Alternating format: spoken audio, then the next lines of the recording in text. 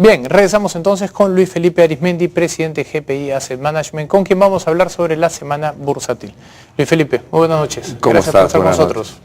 Cuéntanos un poco, ¿cómo ha venido la semana? Bueno, ha habido varias noticias importantes, tanto en el Perú como internacionalmente. Hoy, por ejemplo, hubo unas declaraciones muy importantes de Ben Bernanke ante el Congreso de los Estados Unidos que pusieron el mercado bastante volátil, tanto en la parte de acciones como bonos, como en metales, particularmente el oro. Por ejemplo, el oro hoy día llegó a estar en su punto más bajo en 1.357 y en su punto más alto en 1.412 la onza, porque conforme iba explicando Bernanke un poco la situación de la economía de los Estados Unidos, en las cuales hay datos bastante buenos y otros no tanto, el mercado nervioso iba en una y otra dirección. Al final terminó cerrando en negativo aproximadamente 0,5% en el caso del Standard & Poor's, perdón, en el caso del Dow Jones y alrededor de casi 0,82% del Standard & Poor's 500. Eso también se reflejó en la Bolsa de Valores de Lima, con subidas y bajadas a lo largo del día. Y en la semana, en realidad, lo que ha venido ocurriendo es una consolidación del mercado norteamericano como el mercado líder en términos de las ganancias, fundamentalmente las grandes compañías. Incluso ya hay algunos que dicen que las compañías llamadas megacaps, o sea, las más grandes de todas, podrían estar llegando a valores, digamos, por encima de lo que los analistas consideran fundamentales y que eventualmente podría haber una corrección moderada en las próximas semanas.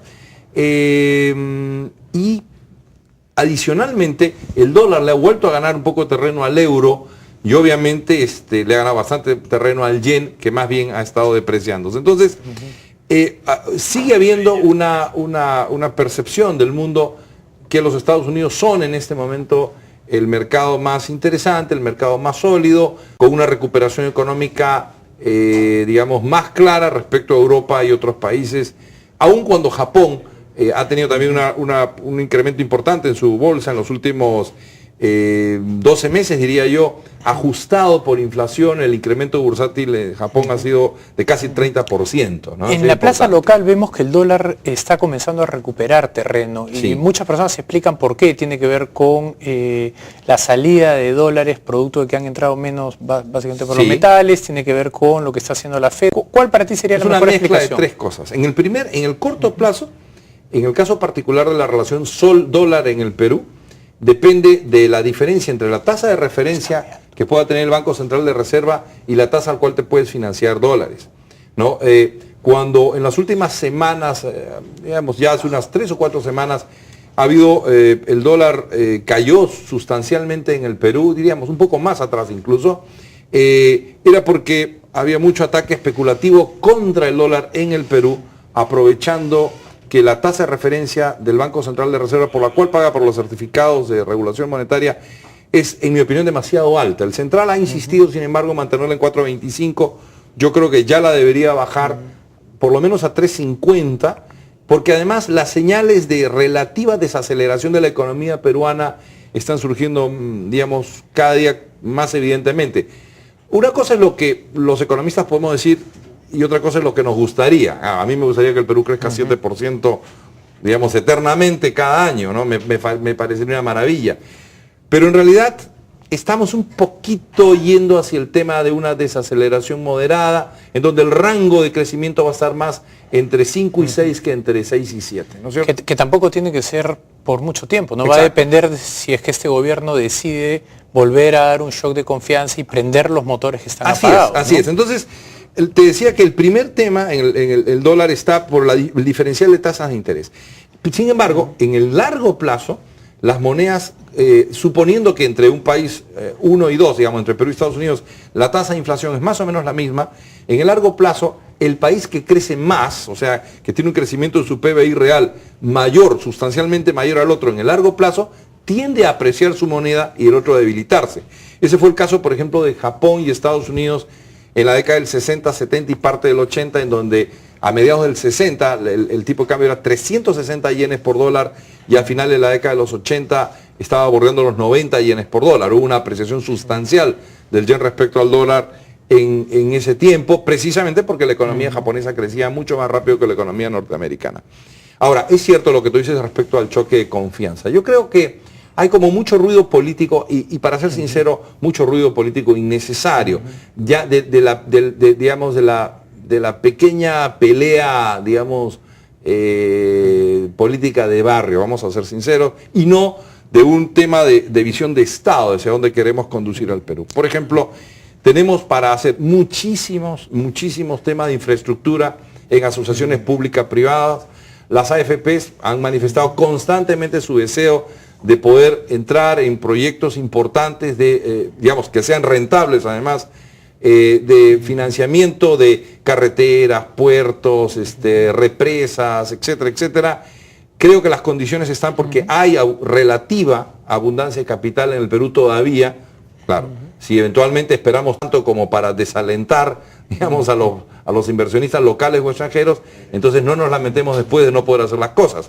Pero el Perú puede tranquilamente desarrollar entre el 2014, vamos a decir, y el 2030, ¿cuánto? Tranquilamente entre 60 a 80 mil millones de dólares en proyectos de infraestructura que pueden transformar radicalmente la capacidad productiva del Perú. Entonces, yo creo que hay que tratar de ver el lado optimista de la historia, que el gobierno efectivamente se convenza que en vez de estar en peleas políticas minúsculas, vea lo que es necesario para el país y entonces se activen efectivamente todos los motores del crecimiento, se recupere un poco o bastante la confianza en la inversión minera, que es uno de los puntales que ayuda, pero hay muchísimas otras cosas además que se pueden apuntalar. Y hoy día lo ha dicho sin ninguna duda el presidente del Banco Central de Reserva, quien no solamente es uno de nuestros mejores economistas, sino además tiene información como no la tiene ningún otro economista en este país, ¿no? Y lo ha dicho bastante claro. Hay efectivamente factores externos que están de alguna manera desacelerando, pero hay factores internos que son cosas que nosotros podemos pero por supuesto mejorar, digamos. Mira, fíjate en el nivel de precio de los metales, por ejemplo, poniendo oro, plata, cobre, estaño, zinc, si uno compara los precios de los metales ahora con el peor momento de la crisis 2008-2009, los precios están aproximadamente un 40-50% más arriba en la mayoría de ellos, y si uno va incluso más atrás, a partir de 2005-2004, están sustancialmente mayores. O sea, claro. Entonces no es un tema de que no haya interés, digamos, que el precio sea, digamos, aquello que ha apagado totalmente o ha parado. Para los costos de extracción sí han subido casos, tremendamente. Sí, ¿no? Particularmente en el caso del oro, hay muchas minas a nivel global que están operando a costos cercanos entre los 1.200 y 1.300 dólares por onza, incluyendo todos los costos. O sea, porque ahí hay que sumar toda la parte de lo que se llama el cash cost, la parte vinculada al desarrollo propio de la mina y su depreciación y el cierre de la mina, y otros costos como impuestos, en fin, etcétera, etcétera, porque la actividad minera, particularmente aurífera, ha estado sobrecargada de impuestos en algunos países, o de tributos, o de gravámenes, ¿no? Entonces, ahí hay un poco que aligerar el tema. Yo decía hace unos meses, por ejemplo, con el tema de Conga y otros temas respecto a la actividad minera, o el gravamen minero, el tributo minero que se pasó, que había que a la gallina sacarle algunas plumitas, pero no arrancarle la cabeza, ¿no es cierto? Entonces, a la gallina los huevos de oro, efectivamente, el Estado tiene que ser lo suficientemente sabio como para sacarle lo que le pueda sacar y mejorar la recaudación sin matar a la gallina los huevos de oro. Estábamos pidiendo demasiado, pues, ¿no? Porque acá seguimos el famoso lema de Colbert, que hay que sacarle plumas a los gansos hasta que graznen, ¿no? Sí, a veces es cierto, pero a ver, yo creo que hay en el Perú, digamos, normalmente un gobernante lo que tiene que tratar de hacer, digamos, en su orden de prioridades, es rodearse de la mejor gente que pueda, pagar bien a esa gente, que es un problema también en el Estado, que hay que continuar mejorando los niveles de ingresos de los funcionarios públicos y obviamente exigiéndoles un compromiso, dialogar con quien tenga que dialogar, el sector privado, el sector público, acercar a las personas.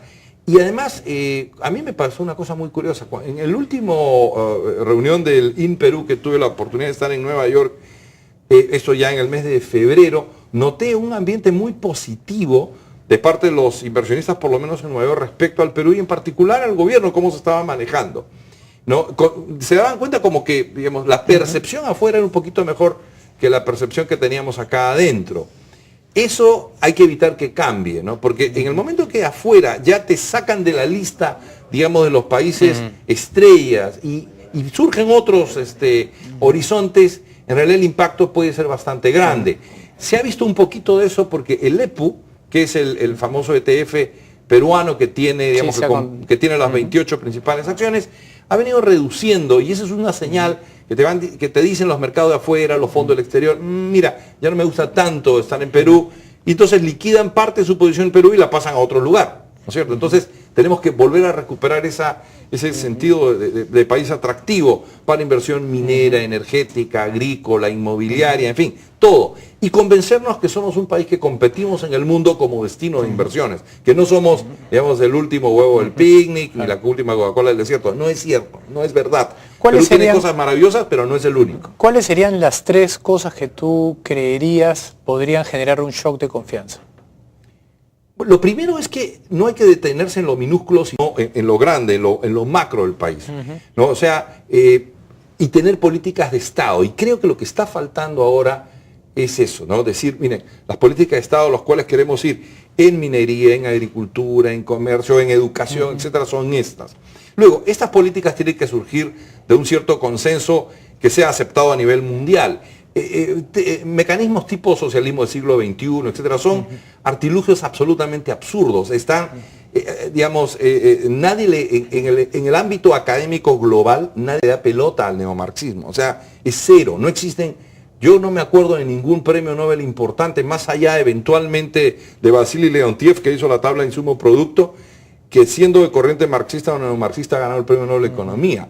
En las principales escuelas, las 200 principales escuelas de economía en el mundo, con excepción del New School of Social Research en Nueva York, que es una escuela bastante importante del neomarxismo alemán, se estudia el marxismo como alguna capacidad de poder dar entrega de algún plan de gobierno en algún país más o menos racional.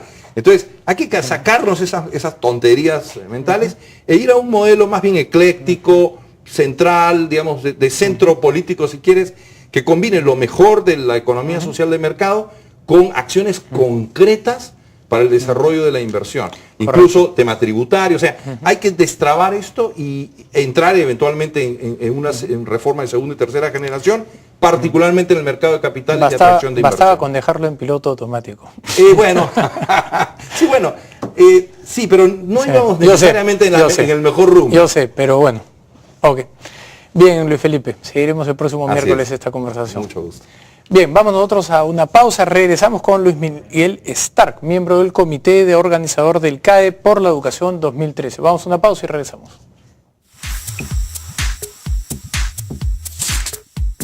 Scotiabank, descubre lo que puedes lograr.